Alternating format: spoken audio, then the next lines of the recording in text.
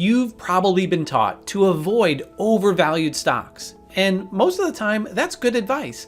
In fact, our mantra is to buy safe, undervalued stocks that are rising in price in a rising market. But sometimes there are some really good stocks where the price is trading above the value, and it's doing that for quite a while. So should you buy them or should you avoid them? Well, in this video, I'm going to show you when it can be okay to buy an overvalued stock and the 4 things that you should look at. Let's get to it. We recently put out a video where I showed you how we determine a stock's true value by looking at things like earnings, earnings growth rate, profitability, relative to things like interest rates and inflation. But today, I want to tackle the next logical question. What if a good stock is trading above that value? Should you stay away from it, or can it still be worth buying? Sometimes it can, but only when the premium is supported by proof. Paying a premium price is not the problem. Paying it without proof is. And there are 4 things that we look for. Let's draw this out together. So I'm going to take my pen here and let's just draw a table. And it's going to be a 2x2 table. And think of this as a table that's supporting an overvalued stock. So if you've got a regular table that looks something like this, a regular table has 4 legs, right? Each one of those legs is supporting the premium. If you take away one of the legs, the investment becomes unstable. So if we go back to our table over here, there's going to be 4 sections. Okay, so I'll just put 1, 2, 3, 4, and we'll go through each one at a time. So let's zoom in here on the first section. The first section is going to be earnings growth. If a stock is trading above its value, earnings growth has to be strong enough to support that premium. Think of a company like, let's say a bucket. So I'll just get a little bucket here. So this bucket is getting filled with earnings, right? But the bucket has holes in it, right? We'll put little holes in it and earnings are draining out of the bucket at the same time.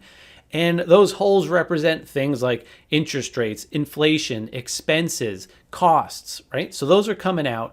So the company needs to be making money and growing their earnings faster than the negative things are draining it. In fact, our founder said, if a company fails to grow fast enough to stay ahead of these common enemies, it'll eventually die. That's one of the reasons why we don't judge earnings just by looking at, let's say, one data point compared to another data point and just drawing a line through them and extrapolating the future. So we don't do that. That's actually a mistake the industry makes. When we calculate earnings growth, we look at it in 3 different ways. So we look at the sustainability. If the earnings growth is too high, like 100%, that's not sustainable. So we look at the sustainability. We look at the trend. Is the growth going up or is it going down? And we look at the variability. I'll just put VAR. And that's where we're looking at the growth comparing quarter over quarter, year over year. Is the earnings all over the place or is it like a steady climb? So we're looking at it in 3 different ways. Stocks trading above their value must have strong earnings growth that outpaces these common enemies that are draining it. So what I'm going to put over here is what we calculate is an earnings growth as GRT. And what we want to look for is that to be higher, like definitely greater than 0, but we want it to be higher than the combination of interest rates and inflation. But there's more to it than just that. So let's go down to the next section. The second support leg is safety. If you buy an overvalued stock, safety increases the odds that the value rises up to meet price instead of price falling down to meet value. We've found that over time, price and value always meet. So let's just say you've got price right here, and I'll just put value right here. Over time, price and value will meet. If you're going to buy an overvalued stock, you want one that has a likelihood where the value will be chasing price up. You could think of safety like the suspension on a car. When the conditions get rough, safer companies absorb the bumps better, while riskier companies are more likely to break down. That's why if you're going to invest in an overvalued company, you want one with high safety. In VectorVest, we measure safety using an indicator called relative safety, or RS. We want the relative safety indicator, which is on a 0 to 2 scale, we want it to be above 1 or greater. The higher the better. So the things that we're looking at when we are calculating that relative safety rating, we're looking at things like the volatility, the price volatility of the stock. We're looking at things like the company size. We're looking at how long the company's been in business, the longevity. We're looking at things like the company's debt. And most importantly, we're looking at the company's earnings. Not just the current value, we are looking at the consistency and predictability of the company's earnings. Have they consistently met or exceeded their earnings estimates quarter after quarter, year after year? If it is consistent, it tends to then be predictable. And that's what you like in a company, is predictable earnings. So we're looking at all those things when we calculate our relative safety ratings. So if you're going to pay a premium, you want a company with the strength and stability to help that premium hold up over time. And that's what we're talking about when we're looking at safety. The third support leg is upside potential. And I will just write upside over here. If a stock is trading above its value, there still has to be enough upside left to justify the risk. Think of it like an NFL scout. So let's just put a little football over here, who is scouting a high school or college player. They're not just judging this player where that player is today. They're projecting what that player could become. The mistake the industry makes is relying too much on a simple measure like PE ratio. That's like judging this player in high school or college just by how fast they run the 40-yard dash.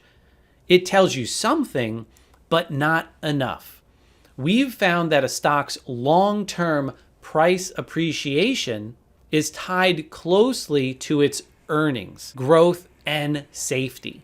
So what we're looking at when we're judging the upside is we're looking at how does an investment in this stock, so I'll just put stock here, how does an investment in the stock compare to just putting your money into a bond? Because that's a decision you always have. You could put your money in the stock market, which there's some risk, or you can put your money in the bond market where you kind of know your return, but it might not be the best return, but at least you know it's a safer investment. So if you're deciding, hey, should I put my money in this stock? You're always balancing the risk versus the reward of putting your money into that stock. Here at VectorVest, we have an indicator called relative value, and I'll just put RV here. And again, it's on a 0 to 2 scale, above 1 being better for this. For example, if there's an RV or relative value of 1.53, it's telling you an investment in that stock has the potential to outperform a bond by 53% over the next 1 to 3 years. So if you have a stock that's trading above its value and you see it's got a great potential to outperform a bond, that's giving you more of a feeling that, hey, it is okay to invest in that company. Now, the fourth support leg, if we slide this down, is trend. Let the trend be your friend. It's much easier to swim with the current than it is against the current. We've found that most stocks rise when the market is rising, and most stocks fall when the market is falling. So what you need is you need to have a signal. So I'll just put signal, and we've got signals that we use to determine market trend. You want a market signal that says, hey, the market is in an uptrend. No matter what stock you buy, you should always make sure that the market is rising when you buy that stock. So let's recap here. So if we look back at the table, an overvalued stock is not necessarily a bad investment. But if you're going to pay a premium, you need to have proof that it's okay. You want strong earnings growth. You want high safety.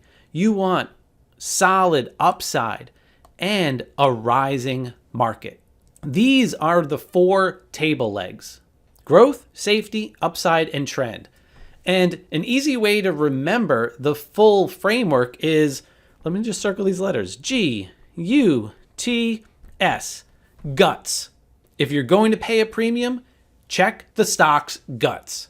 Before I show you how we do it here at VectorVest, let me know in the comments which of these 4 matters most to you. Here's how we do it. Inside Market Launchpad, the first thing you're going to look for is the market trend signal. So in the top left where it says when to buy, you'll look for a safe to buy signal. If you see one of the other signals up there, such as get ready or hold or be defensive, that's telling you it's not time to buy. You want to look for the trend signal that says it's safe to buy. Second, you're going to look at the stock's guts. Now, we already looked at the T for trend on the home page, but I do want to point out, anytime you're looking at a list of stocks, you'll get that trend signal right here up at the top as well. For example, it says, now isn't a good time to buy. So now let's look at the other indicators. If we're looking down at this list of stocks, I put together a list of all stocks that are over their value. And you can see right here, all the prices are over the value. So we want to know which ones we should consider and which ones we should avoid. So let's go through our framework. Let's look at earnings growth. You can see that the top 3 here all have very strong earnings growth, higher than the combination of interest rates and inflation. Whereas these 3 at the bottom have 0 or negative earnings growth rate. They are not filling that bucket very fast. In fact, it's draining. So the next 2 are upside and safety. Those 2 indicators are right next to each other, RV and RS. The top 3 here all have very strong ratings on a 0 to 2 scale, whereas the 3 down here do not. And you can see that visually just by the colors in the bars. Green is good, red and orange are not so good.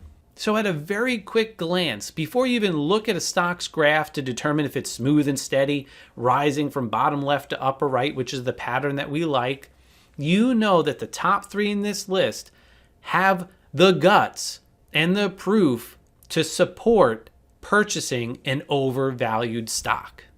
By checking these 4 things, you're going to be able to make a more confident decision anytime you buy a stock.